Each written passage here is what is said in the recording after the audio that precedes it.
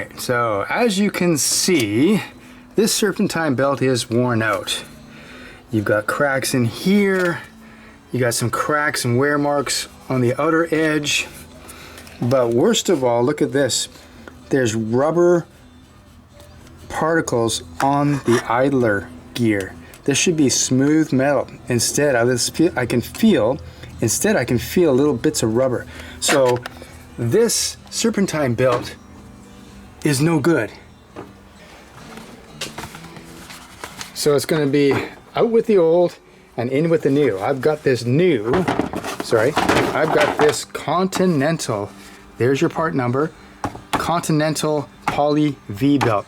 This is going to replace that bad belt. I'm going to show you how to do it. As you can see, I've already got my breaker bar, and that fits into a little square slot for a 3/8 drive. So 3/8 drive, and as soon as I push down, you can see the belt. Now I can take the belt off.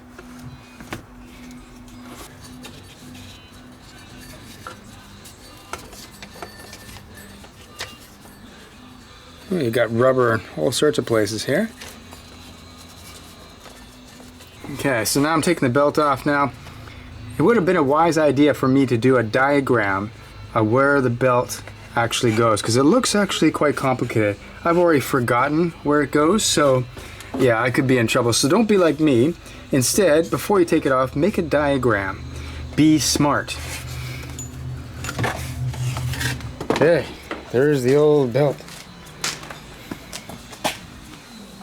A good idea at this point to compare your new belt with your old belt to make sure they're roughly the same length before you go any further. And may not look like it, but these are the same length.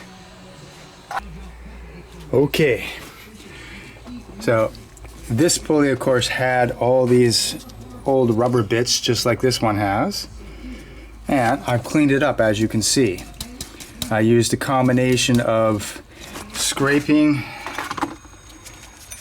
with a metal scraper. I used this with a little bit of cleaning solution, and even a little bit of wet and dry fine grit sandpaper. Got to get all the rubber bits off. Now I got to do this one. Remember, wear these attractive gloves when you're working with chemicals.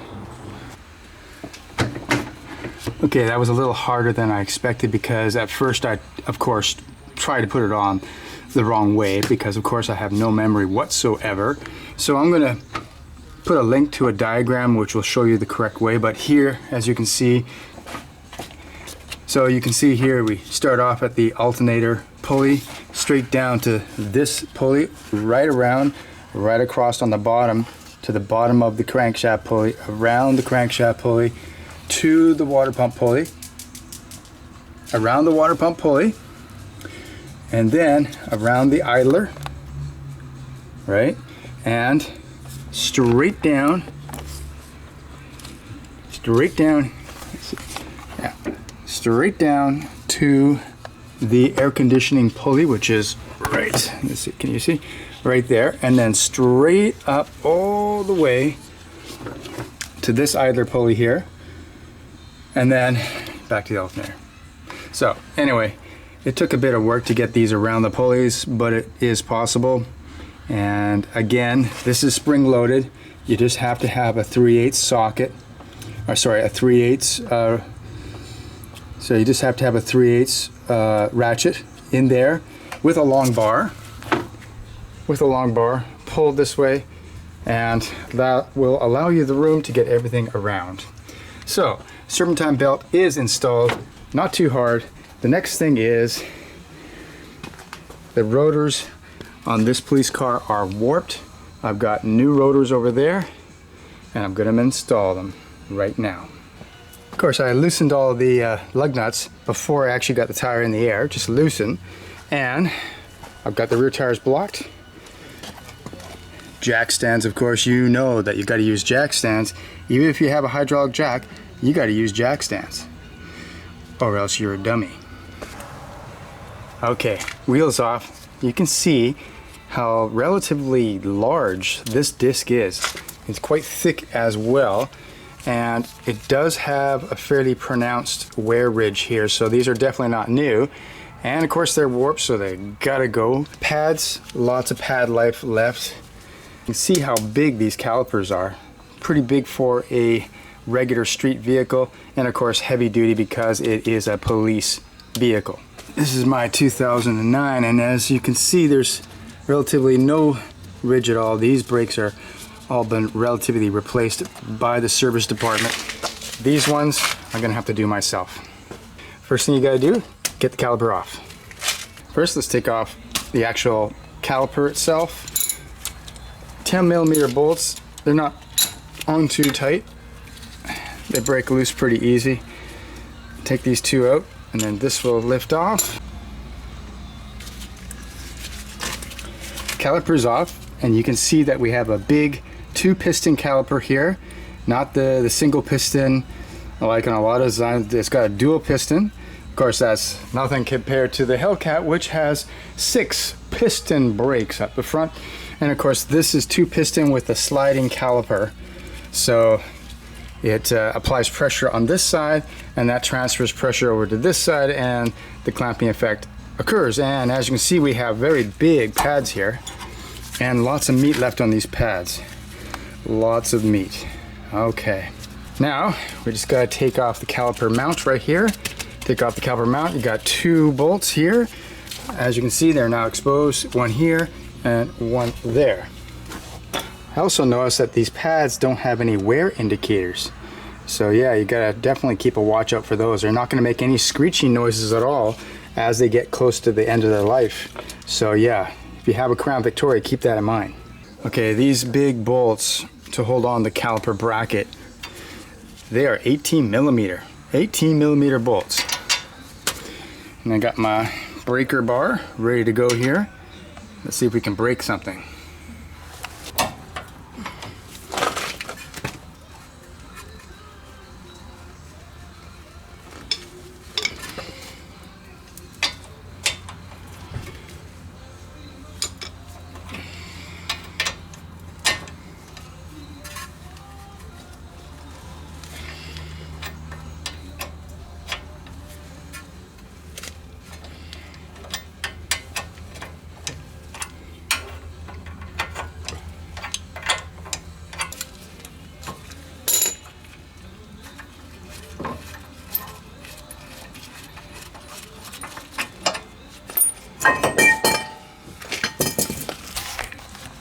Okay, as you can see, that came right off, so that wasn't too hard. And then, see, the disc is loose, and we take it right the heck off. And it's heavy. That's fairly heavy. Let's see.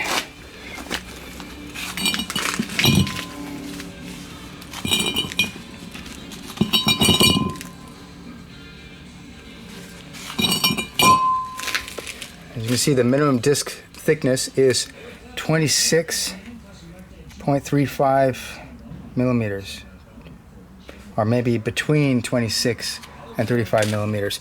And as you can also see, this is an original Ford Motor Company disc. Okay, I'm hoping my new brake disc fit. These are not Ford Company discs. These are well, sort of aftermarket stuff. Not too expensive, I gotta say, but also not the cheapest. So, like usual, if you go medium, you're gonna be okay. And let's see if I can get. Okay, old disc, new disc. Looks pretty good. Okay, well, I don't know if you could see there, but I believe the new disc is ever so slightly not as thick, a little thinner. And of course, that is the problem when you go aftermarket, especially if you're going to go too cheap. You're going to find that they're going to cut corners someplace, and so they might make it a little bit thinner. Now, of course, it's still going to work pretty good, no problem. But I think that if you really wanted to have the ultimate in stopping power, you should stick probably with the original Ford discs. and pay a little extra. But still, these should be fine for the purpose of this car. They look pretty good. Everything fits properly. The bore size is correct. Spacing, everything looks good. Now, of course, I'm going to clean all the surfaces before I'm finished. And even if I didn't get grease on here, I'd still clean it, because in shipping, they have sort of a light oil that they use to preserve the metal. So, of course, before you actually finish the job, you should clean both contact surfaces of the disc. There you go. But now it's time to put on the caliper brace, caliper mount. Yes. Okay. You want to torque the caliper bracket to 100 foot-pounds. Got to use your torque wrench, 100 foot-pounds. And let's do that right now.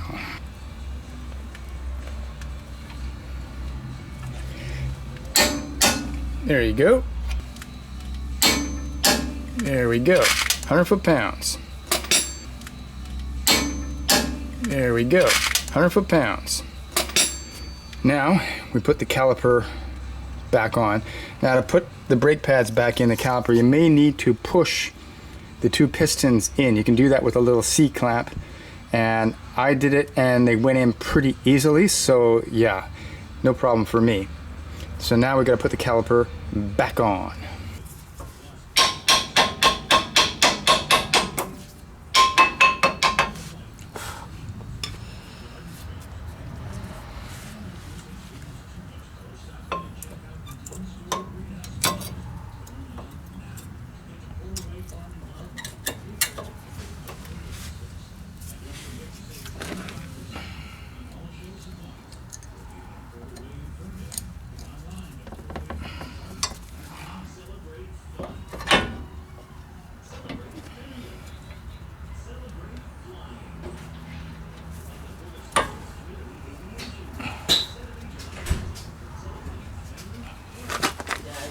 Hey.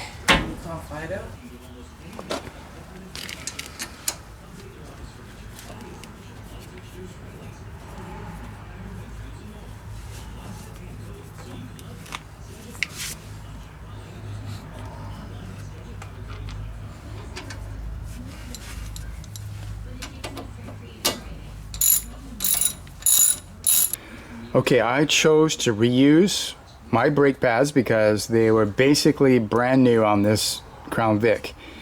You may choose to use new brake pads, which is probably the best choice, but I'm reusing my old brake pads. I think they're not too bad. And these caliper bolts for the sliding pins here, you do not have to make them really tight. In fact, they should be tightened to only 27 foot-pounds, so not too tight at all. Once these two are tightened, this job is done, and I get to go over on the other side and repeat the process.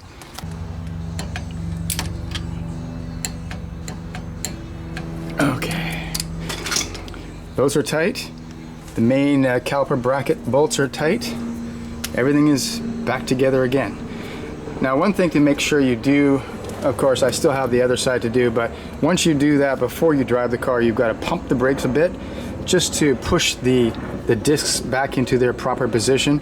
If you don't do that on your first stop, you're going to have no brakes. So make sure you pump the brakes before you start driving the vehicle after you've done a front brake job or any brake job.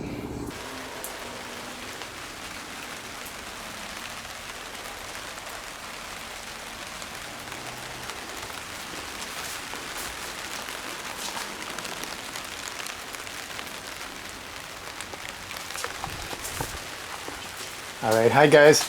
I was going to show you me doing the other side of the car, but as you can probably tell, it started raining, so I'm not going to get that done today, obviously. And then of course I was thinking, there's no real reason to show you the other side because it's so simple. You could see how simple that was. Two bolts off, caliper comes off, two big bolts, caliper bracket comes off. Put a new disc on, easy peasy, nice and easy.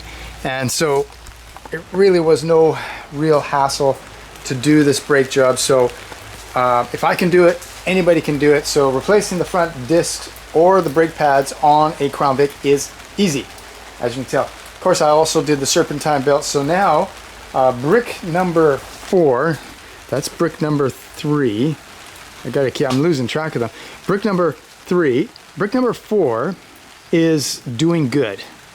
So I've just got to do the other side and then do some cleanup and everything else, and that car is in really good shape. And one more thing I wanted to mention about brick 4 is that the odometer is not working, the light's not working. I'm going to fix that.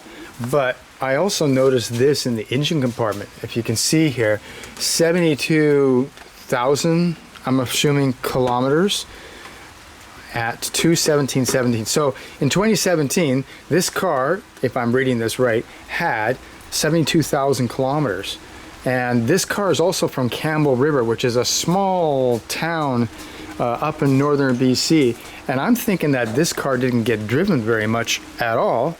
And this actually has low mileage. I think this has under 100,000 K. Remember, this is Canada, so we're talking kilometers here. So 100,000 K is very low mileage. In America, that's like 55,000 miles, or something like that. Anyway, so this car, although, you know, it's got a few little problems, actually might be the one to keep. This one might be the one to keep. And speaking of keeping, I might keep this one because I think someone wants to buy brick number 3. So we'll see. So tomorrow, brick number 3 might be gone, and then I can concentrate on brick number 4. Anyway, so thanks for watching Photomikes Garage. I will see you next time.